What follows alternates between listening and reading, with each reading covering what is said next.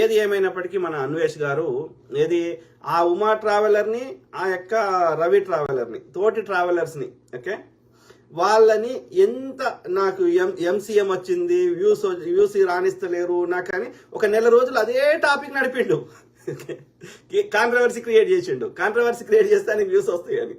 MCM అనేది ఎక్కడ ఏది ఆ ఎంసీఎం అనేది ఏంటంటే నీ యొక్క ఏమంటారు, నువ్వు అప్లోడ్ చేసుకునే బదులు వాళ్ళ ఒక నెట్వర్క్ కింద నీకు హెల్ప్ చేస్తారు నీ వీడియోస్ అప్లోడ్కి దానికి అని చెప్తున్నారు. ఓకే, సో ఏది ఏమైనా దానివల్ల అట్లా కాదు, అది వాళ్ళకి న్యూస్ తగ్గియడము పెంచడం ఎంసీఎం తోటి సాధ్యం కాదని మేధావులు, టెక్నికల్ నాలెడ్జ్ ఉన్న వాళ్ళందరూ చెప్తున్నారు.